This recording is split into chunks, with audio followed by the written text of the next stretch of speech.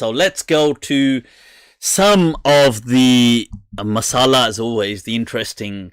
So as you can see, people, I had allegedly dropped myself in it. As some would say, although I would beg to differ, rather. But Isaac Butterfield's controversial joke on the Christchurch massacre. So, those of you that are aware, I had done this a while back, but since this clip was shared out, you got a bunch of people that were like, what the hell is going on here? So obviously, before any others, you had Baba Fariduddin Gangu Teli. He made a clip straight away. As you can see it here, it was being shared by, this here is, it was being shared by Asim Qureshi here. And we'll come to Asim Saab as well in a moment. So initially, this is being shared by Baba Fariduddin Gangu Teli saying, oh my god, oh Mufti, what the hell, this Dajjal, Murtad, Kafir, and this whole clip. So I'll bring you up to speed on the clip. You guys can watch it. So there's a number of issues that I don't know which is the key issue, what bothers them more, but there's a number of issues. One is the topic that they're saying, why did I advocate for freedom of speech? Okay. Two, they're saying, this is the key issue. Why did I state that humor is sacred? बहुत तकलीफ हुई बाबा. So, Gangu Teli. So, why did I say humor is sacred? This was number two. What else? Why did I grin at that video clip? So there's a smirk. There's like a, at the end of that clip, when I play it and I comment, when he cracks the punchline about the taxi drivers, I kind of grin or something. So these were the problems. I just want to say before anything, look, I'm kind of flattered. Yeah. Mixed emotion, this one, right? Because why you might ask that. Look, Gangu Teli, yeah, he was somebody that was dedicated to an entire sect. Now, I don't support that. Obviously, I don't support him, nutcase Wahhabi. But I mean, I don't support this obsession with against the Shia, right? So, obviously, we have our differences theologically. We have different understandings than the Shia. But look, at the end of the day, people are who they are.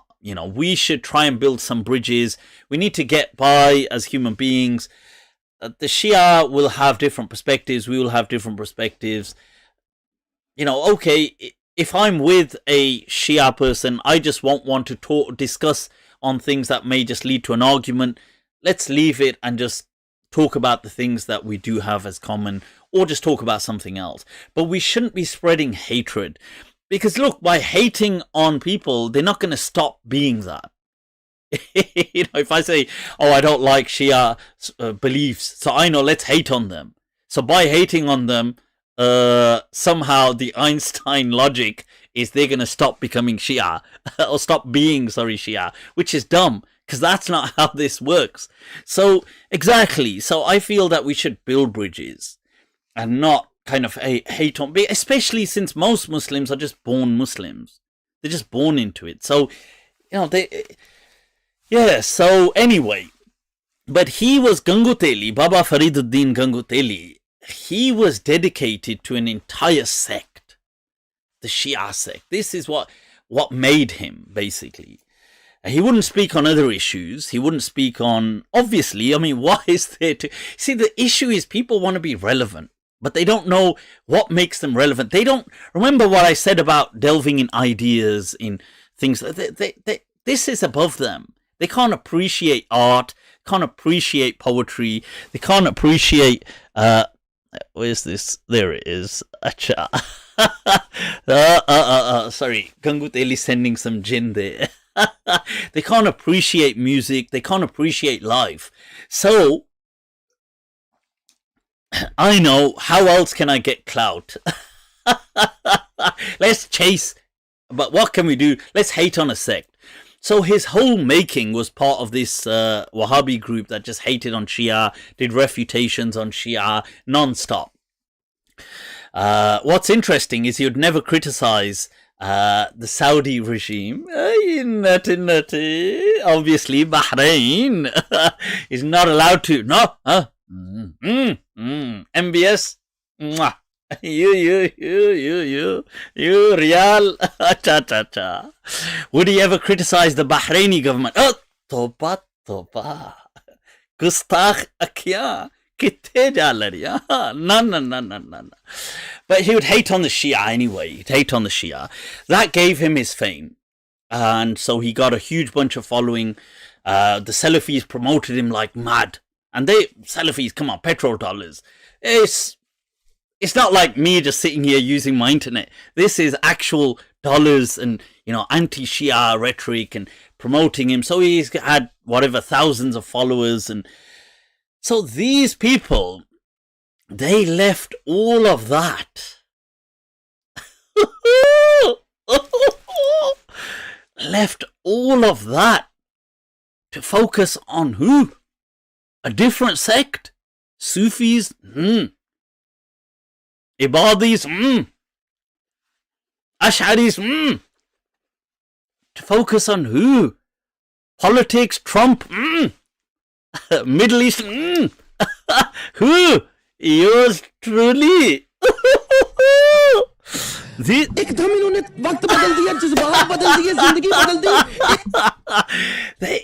dedicates himself to just me. I thought, wow. I won't lie, I am flattered.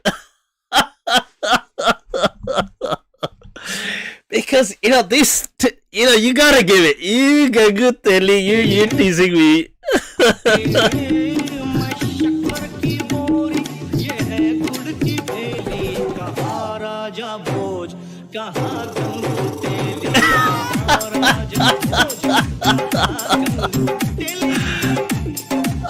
Gangu Teli. There he is, people. There. My beloved. Oh, Gangu Teli. High five.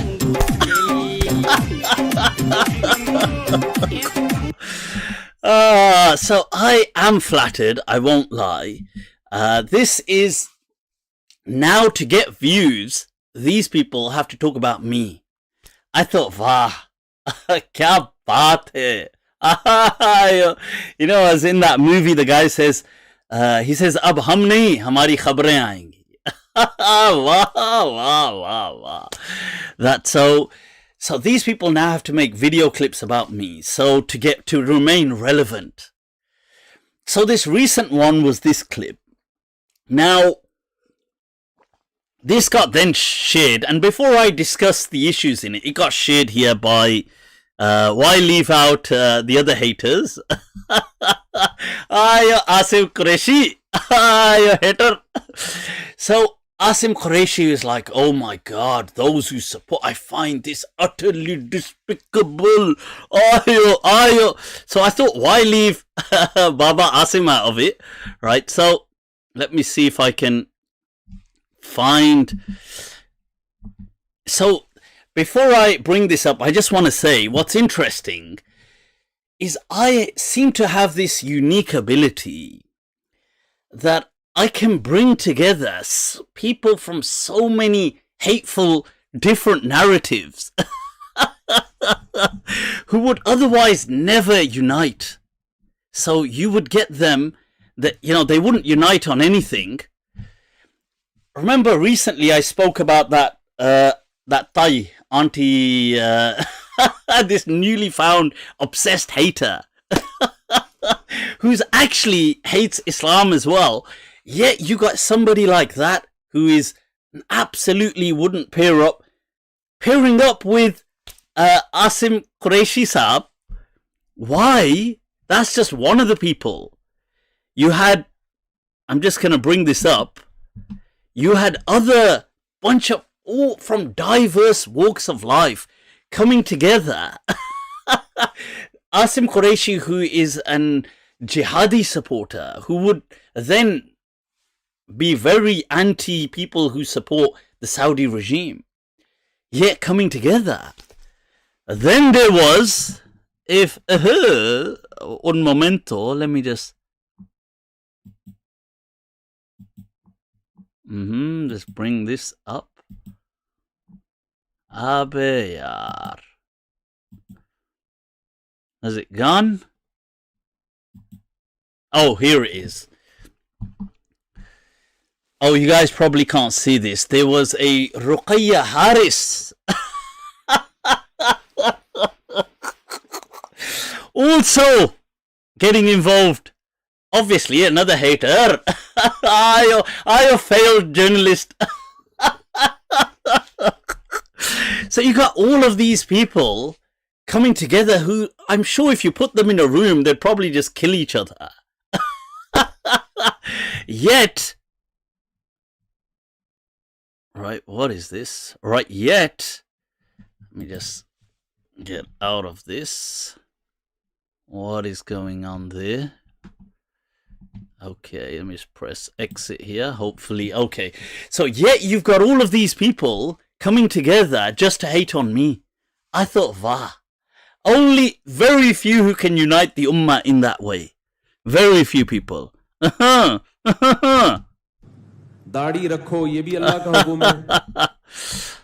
me, un momento, if I bring this up here. No, not that one. We embrace the this is we embrace every single thing that is set upon us, and we deal with it because we have no fear. So when we see the example of this is a speech being given. This is who these people are. Chechnya, Iraq, Palestine, Kashmir, Afghanistan. Acha. Mullah Umar. Acha. When we see Hezbollah Acha. defeating the armies of Israel, Acha. we know what the solution is and where the victory lies. Acha, where does it lie? That it is incumbent upon all of us to support the jihad of our brothers and sisters in these countries when they are facing the oppression of the West. Shabash. Acha. Support the jihad of the... Acha. Is it any surprise that this guy is not going to like me? I thought, acha.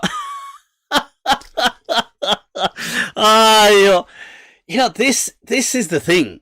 So these people had made this, shared this, saying, look, oh my God, Mufti, look at, he's saying we should defend freedom of speech. Somebody, Yasser, saying that Ruqayya Haris lost her mind a long time ago.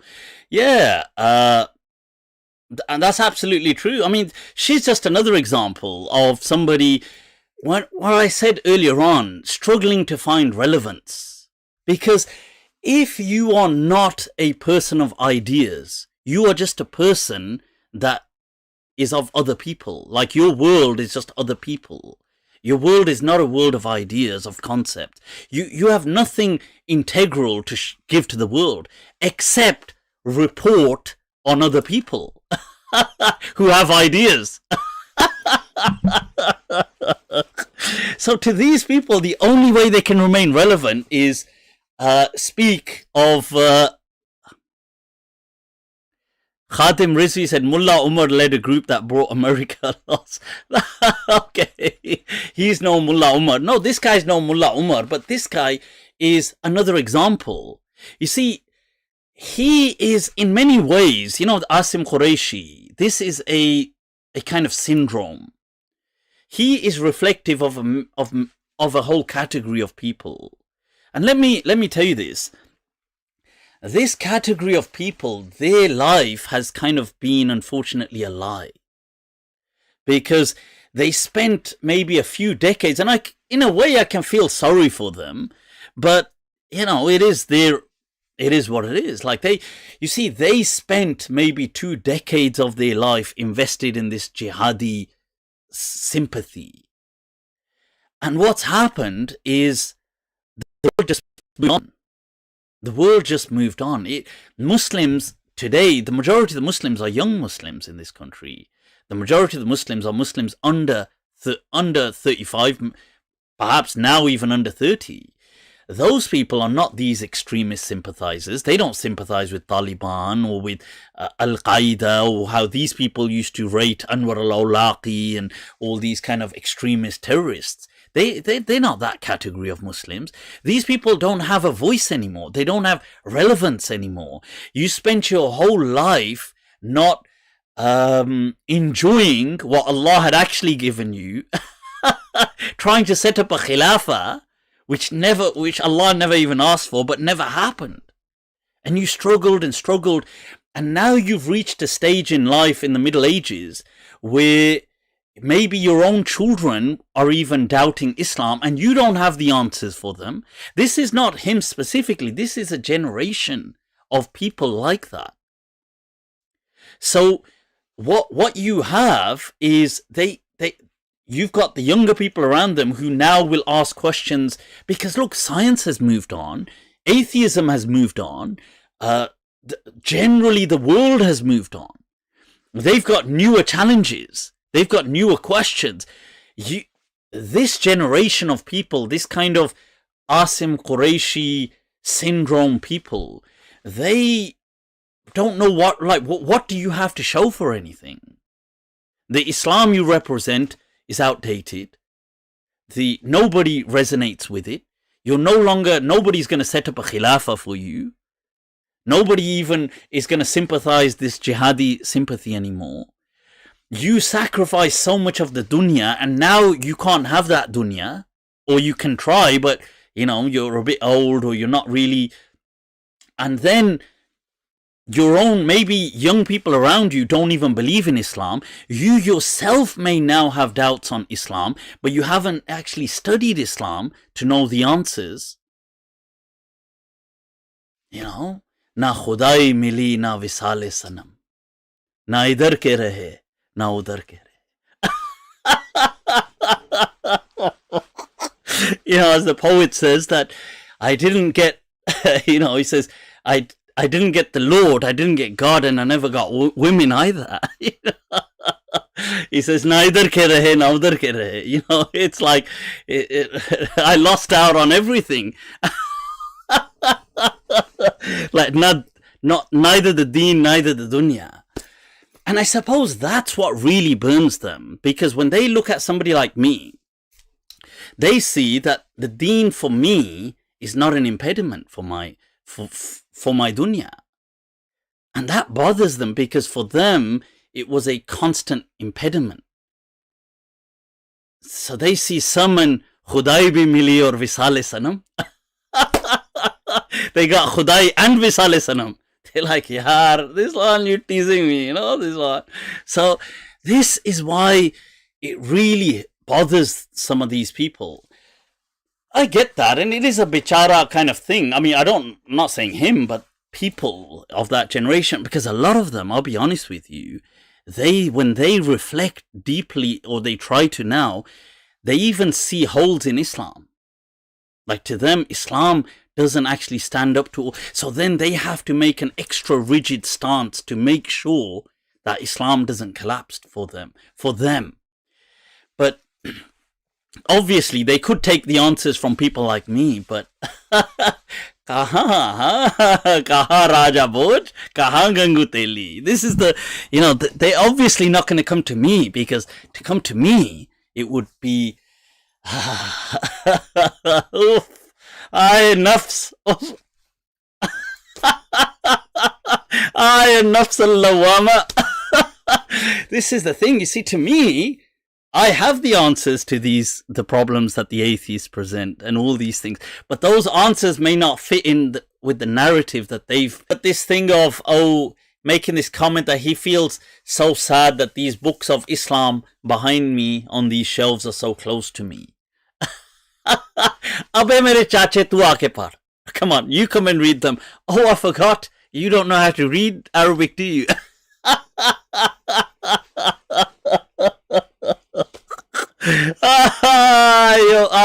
You extremists. These extremists, this is the thing, and they feel, you know what it is, not just him, but people in general, they feel that Islam is their dad's deen, that they somehow have some monopoly over it. This is, Islam is as much mine as it is yours, as it is anybody else's. There is no authoritative clergy in Islam.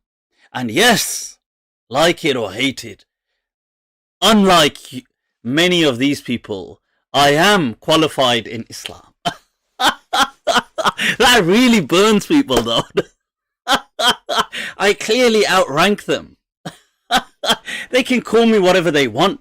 They can call me, lost, corrupt, whatever. I never claimed to be pious. But I clearly, they pull out the ID, I outrank them. So, speaking of hierarchy, Okat mein raho, okat mein. Stay in your lane, man. This one not your lane. This one for the big boys, those who have actually studied Islam. I love it. I love it. Something I have to say, it is the greatest blessing of my life has been that Allah enabled me to study this deen and then empowered me to navigate through it independently, and granted upon me, Allah, the ability to have this status of a mufti. That I tell you, because these people, had I been at the mercy of these kind of people, they would have crippled me. They would have chucked me out of this deen like they would hundreds and thousands of others. They would have made me hate Islam. They would have made me hate Allah and His Messenger. But lillahi alhamd, Allah threw me a rope long before these fools could make their way. Honestly, it is a great joy being so rigidly defending.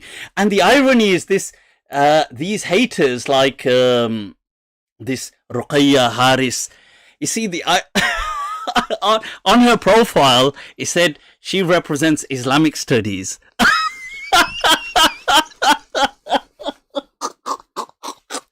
I thought, you taking the mick, right? Look, this, look, and I don't mean her appearance. I don't mean that. I mean, are you taking the mick seriously? They wouldn't know a single thing about Islam. They wouldn't even probably be able to read Juz Amma. They wouldn't, how could they write, they represent Islamic studies? It's like, what the hell do you represent by Islamic studies? The Alif Ba Ta. And these people, the funny thing is that the only people like that lady, Ruqayya, the only people that would give them a justification for their Islam is me.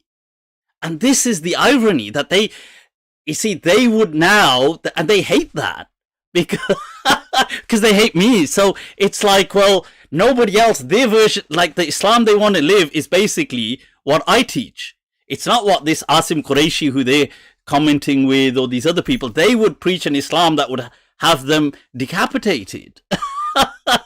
That would consider them apostates.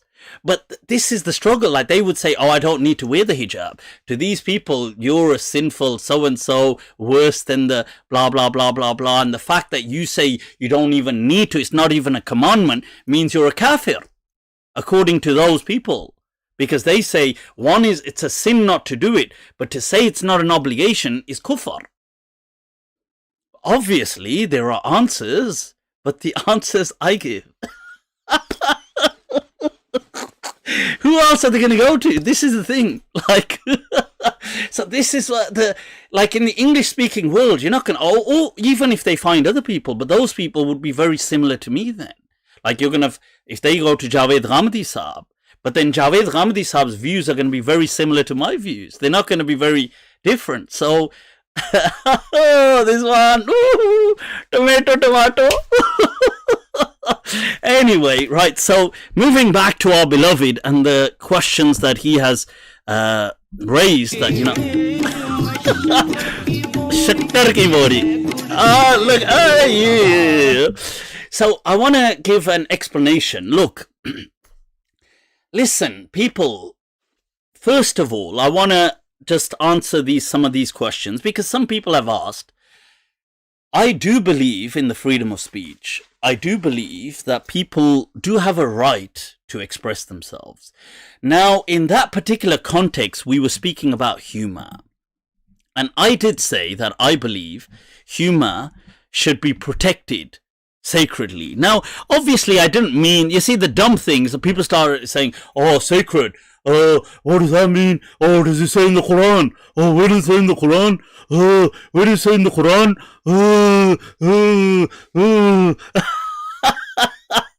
You had this lady on there, on this same post, right? Clearly the result of whose parents, you know, this is why obviously you shouldn't marry your cousins. Your first cousins. The lady said, oh, you know, he's just always on Alum Rock Road. He's just always in cafes and restaurants. I thought, unless your dad is paying for my bill, why does it bother you? And secondly, she said, oh, do you remember, I wanted to take a screenshot and put it here, but I forgot. She said, oh, do you remember, he said 3 years ago, somebody insulted his daughter, and he said he got offended, so we should insult his daughter and remind him.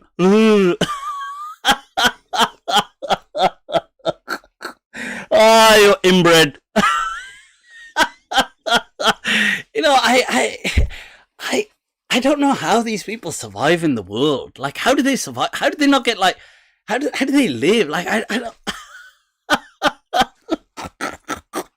I think if we can figure out how they live, it's really surprising why the Neanderthals went extinct. I mean, I don't.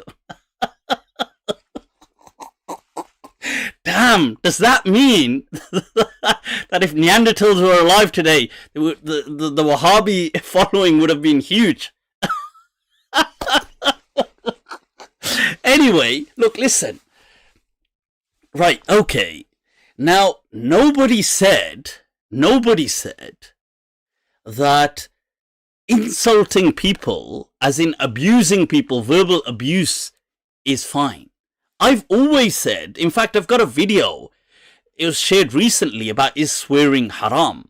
And I've said that, look, to insult someone is forbidden if you're abusing them. That is forbidden.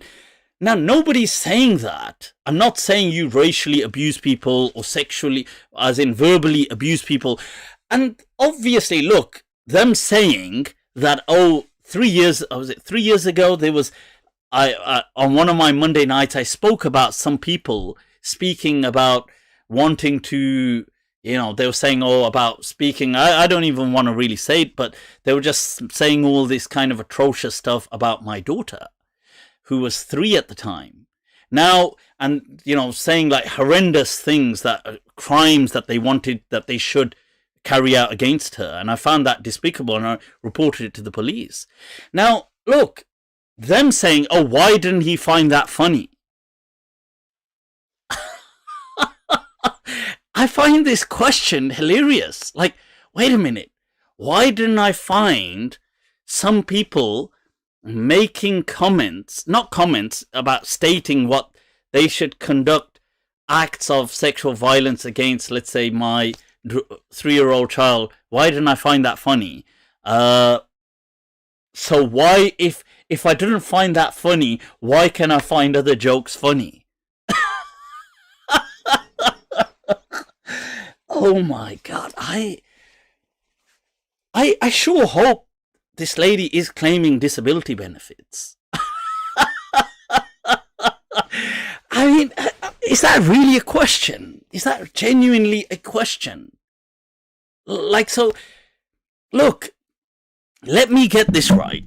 And there were several people on this same, and check this out, this jihadi sympathizer, Asim Qureshi, on his, when somebody sent me the link on his page, several people saying, oh, we should insult Mufti's mum and we should insult his daughters and see how he likes it. Is this what Islam has been reduced to? Did he tell them off? No. Did he delete their comments? No. Why would he?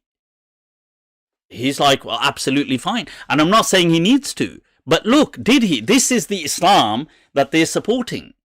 This is what they're supporting. Now, look, let's be clear. People can go and watch my clip. It's recorded. It's on YouTube. I've said very clearly that, look, there is a distinction between a comedian who's on a stage making jokes, and there's a difference between hate speech. We as human beings, okay, not the inbred ones, but the normal human beings, we can tell. We can pick up when somebody is on a stage making jokes and when somebody is rallying a hate speech. We can see the difference. We can tell. So, do I defend the rights of comedians to be able to speak unrestrictedly? I do defend their right to do that. I may hate their jokes. I may dislike their jokes. I may like their jokes. I may love their jokes. It doesn't matter.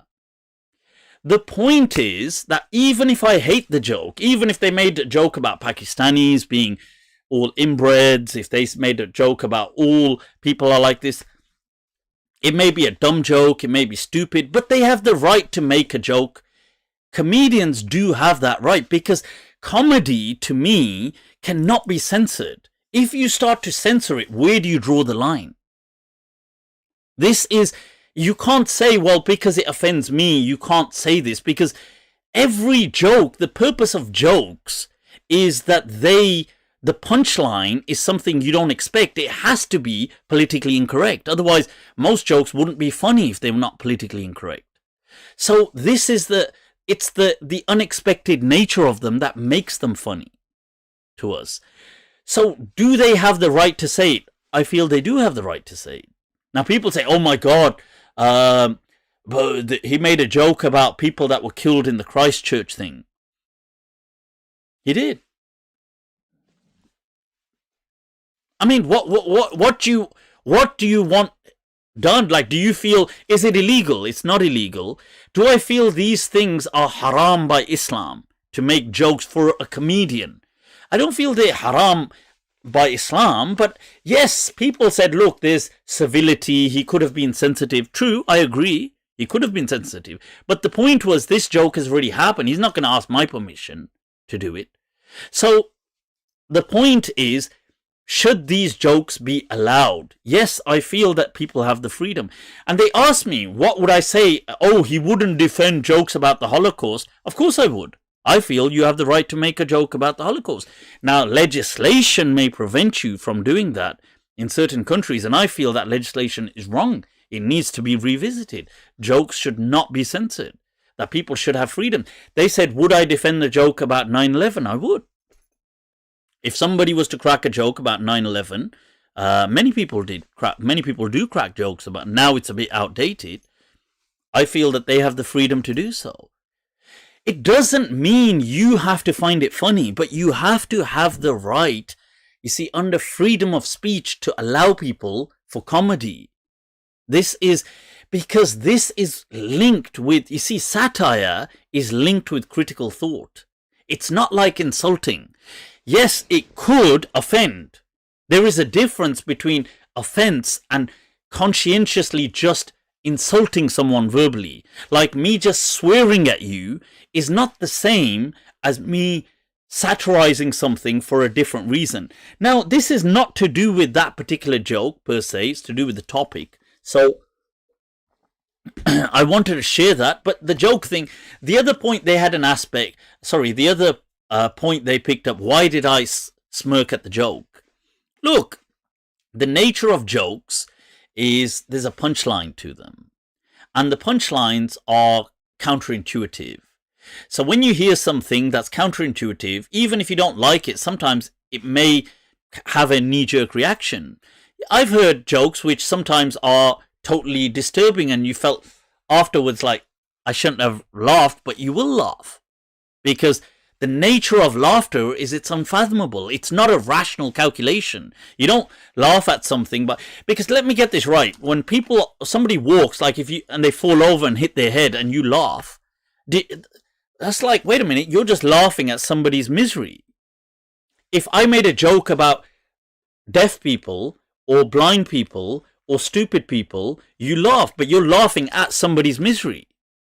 There's blind people out there, ain't there? If somebody made a joke about disabled people, and you're like, well, if somebody made a joke about racism or about a race, a particular thing. So basically, you're just saying jokes can never be allowed because most jokes are always around something like this. So you're saying, well, no jokes can ever be allowed because they're all politically incorrect. And even when people fall over, if you laugh at them, you should go to hell. Oh, God. You know, the biggest joke in this is God giving you that particular brain, because that mindset is a joke in itself from God to the rest of us. It's like saying, hey, check this out. This is exactly what it is. So look, people were saying, look, why would you laugh at a joke if it was your loved ones? Well, obviously you wouldn't. I'm not saying you should laugh at that Christchurch joke. Let me be very clear. I'm not saying, this is the problem with Muslims. They get so emotional that they refuse to hear the voice of reason. Nobody has said you should laugh at that joke. You can happily say, I find that joke disgusting. Happily say that. In fact, I want you to say it. Say it. I will say to you, that is a disgusting joke. That is insensitive. I will say that. I'm saying it. It's insensitive. But does he have the freedom to say it? I'm saying, yeah, he does have the freedom to make these jokes. Yes, I don't like it, but that is the freedoms that comedians have. They stand on a stage and they make jokes. People say, yeah, but people died in it. That's true. But you see, he's making a joke. Obviously, he's making a joke about it. Now, I'm not saying, look, this isn't about him. This is about the concept. People say, well, would you laugh at it if it was your mother that died in it? Well, that's a dumb question. Because if you had to ask that question, you're clearly, obviously, the love child of siblings. Because that doesn't make any sense.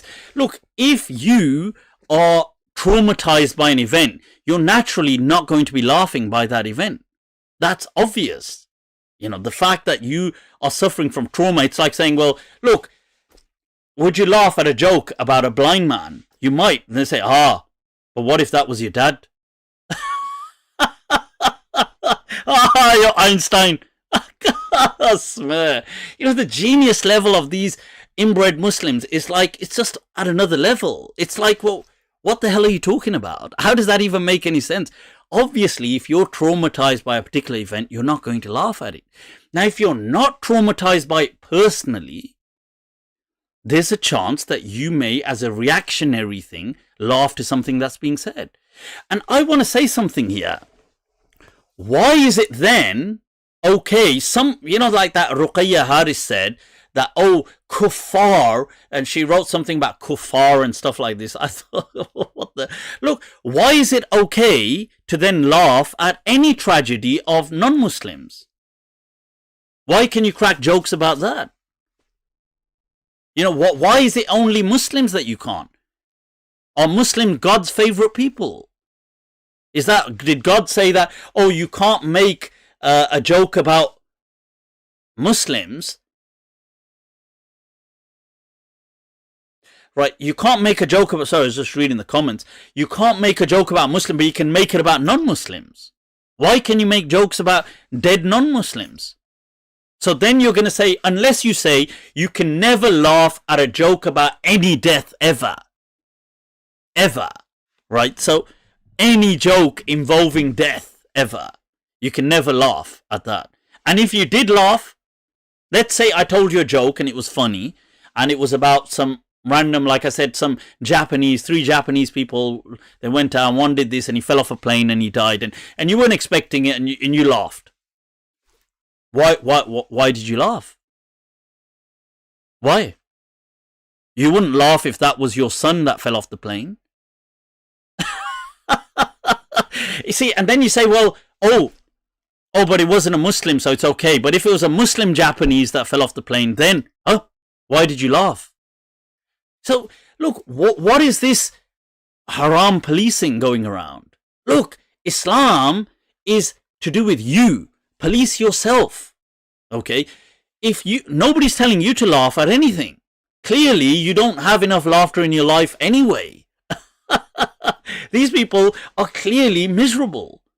I guarantee you, all of these people that are making a fuss, I could guarantee you they are stuck in miserable lives. Miserable lives. And this is the problem, that they just want the world to be sad. And they struggle that any kind of excuse that they will have to stamp some authority. And what better authority than to claim religion? Which is absurd, really, because when you look at some of them, they're actually Islamophobes themselves. That Thai, what's her name? Thai, Firaun Yolad. There was one Thai who was the female pharaoh. There's her, this Ruqayya Haris. What do these women have to do with the Islamic discourse? Nothing, but they'll bring Islam into it. Why? Because this guy, this jihadi sympathizer, Baba Farid, Gangu Teli, all these other people, so the way we can reconcile this is people should go and abuse his mom. Ayo Ghazali of our age. So the ability to crack jokes is equated to, let's go swear at somebody's mum. Okay. If that brings peace to your heart, go on then, just if swearing at my mum, if sitting there swearing at my mum brings you peace and brings you brings you closer to nirvana, kar lo yaar. This is what obviously in your religion you've been taught, kar lo yaar, kar lo. Who am I to stop you from getting to paradise? Jao, iqra wartaqi. That hadith, keep reciting and keep elevating your maqam. I mean, this is the dumbness that these people have, arrived at. This kind of, wow, it's pitiful, man. So this is what these people, and what I find intriguing, you see, check this out. I find this so intriguing that these people want to speak about honor of dead people. Yeah. And look, I accept, somebody said these people are shuhada. Yeah. Fine, I accept every dead soul is to be honored. But I recognize jokes are a different thing. They're said for a joke, and I do defend that. And on that note, just for a moment, just to state that, look, the whole message of the Quran was in its nature a statement that it knew would be offensive to polytheists. And somebody said the Quran was an academic discourse. No, it wasn't. Quran wasn't an academic discourse. It wasn't there to say, hey, I got this theory, you got this theory, let's have an academic. It was making a bold statement. It wasn't interested in an academic discourse. It was there to make a statement. Does Allah not call the kuffar deaf, dumb and blind? Mute, summun, bukmun, umyun? Does he not say, ulaika kal an'am, they're like animals? Does Allah not say this in the Quran, zinnim, a bastard child? He's a man, but the fact that utuwin ba'da dhalika zanim. I'm sorry, the Quran is politically Oh, incorrect. Oh, unacceptable now. This is the problem. These people haven't even read the Quran with meaning in their lives. Ko pata hi kya hai yaar? You know, what do these people know? You know, they judge me, this guy sitting there with an earring, with a chain. But hey, I've memorized the entire Quran. I've read it with meaning. I've read it with several tafasir. You haven't even probably read the Quran once in your life with meaning. So, you see, if you read the Quran, you'll see that it does. It offends with its message. But you have to give the freedom to offend. Otherwise, how can ideas be challenged? Let people challenge your ideas. Now, there's a difference between that and just outright going on and, just going on a rage, swearing at people. Just, oh, you effing blimey, blah, blah, blah, blah, blah, blah, blah, blah, blah, blah, blah. I did this to your mom and I did this to, hey, what's your name? Ezekiel, F you, Ezekiel. Hey, you know what I did last night? Don't you dare bring my mother into it. It's like that's everybody understands what that is. That's different. Now, I want to come to this point. These people speaking about what? Voicing your love, not speaking up for the deen, they said. That he's trying to appease the kuffar. All of these people, that Gangu Teli, Farid, Gangu Teli, this, what's his name, Asim Qureshi, and all these other people. Tell me, where's your love for the Prophet sallallahu alaihi wasallam? When these Najdi, Wahhabi, disrespectful people say that the Prophet married and bedded a child, where's your love for the Prophet sallallahu alaihi wasallam? How dare you concretize and validate these beliefs when they say that the Prophet forcefully took Safiya, in other words, raped her after having killed her husband? How dare you not condemn that teaching? And this is to everyone that supports these things. The mother of the believers, Maria al-Qibtiyya, radiyallahu anha, these filthy people, they refuse till today, out of their arrogance, to recognize her as a wife of the Prophet. They call her a concubine of the Prophet. Inna lillahi wa inna ilayhi raji'un. Allah says they are your mothers. These people say she was a sex slave to the Prophet out of spite for Maria radiallahu anha. She was the only wife of the Prophet sallallahu alaihi wasallam that brought him a child that lived in this world after prophethood. That was Ibrahim alayhi salam, who the Prophet said that he sees such radiance in him that he almost sees prophethood in him if he lived. That when he passed away, it broke the heart of the Prophet sallallahu alaihi wasallam. Why don't you defend that? You refuse to call her a wife of the Prophet. Till this day, they will refuse to call her a wife. They do not include her from the Zawja. Where is their love for the Prophet sallallahu alaihi wasallam? Bukhari says that the Prophet went and tried to forcefully touch a woman, told her to give herself to him. Nonsense, rubbish, yet they support it. Where is their love for the Prophet? Bukhari says the Prophet forgot the Quran. He forgot a surah. The Prophet became so clumsy, he forgot the Quran. He heard a person saying it. He heard a person reciting a surah and said, "Hi yaar, oh yeah, that's the Quran. Oh, kuntu nasit, I forgot about it. Oh, yeah, write that, put that in the Quran as well." This is the Prophet of God. So clumsy. Do they? No, that. We hear, we obey. Our Dada told us we have to. Who's the Prophet? Don't worry, yaar. Throw him under the bus.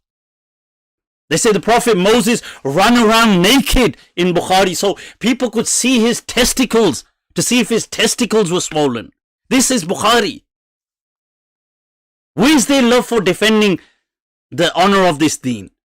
Do they speak out for it? Does their dad speak out for it? No, they don't. Why? Just to appease their Wahhabi leaders sitting in Saudi Arabia funding them. Where is this, this love for the Prophet that they say, where is it, yeah? What is this love? Is it only for calling people murtad, kuffar, and we should kill the apostates? Is that the only time your love comes up? Is it only for saying we should kill Shia, we should kill Qadianis, we should kill people? Is this the only time you remember the love for the Prophet sallallahu alaihi wasallam? That too on a fabricated hadith on the back of Ikramah, who was a Khariji, who was from the Khawarij sect, who Imam Malik said you shouldn't be taking from this person. But just because Bukhari put it in his book. Where is the love for the Prophet? What is this honor for the deen that they speak of? Nothing but fake, of absolute false facade. कुछ नहीं सिवाय मुसलसल फरेब है, देखा है जिंदगी को निहायत करीब से. Nothing but fake. These people, yes, they hate on me. So yes, if they find anything, if they find me sneezing, it'll be enough to say, well, that's blasphemy. But tell me, did you once stand up for the honor, for the love of the Prophet sallallahu alaihi wasallam? Not once did you. Not once. Forgetful. This Gangu Teli, he has a thing on YouTube where him and his his group are discussing the Prophet. They say, yes, so what if the Prophet was clumsy? One of them said, yeah, so the Prophet had magic done on him by some Jewish witch, and the Prophet became impotent, sexually impotent. So they say, yeah, but so what if the Prophet was sexually impotent?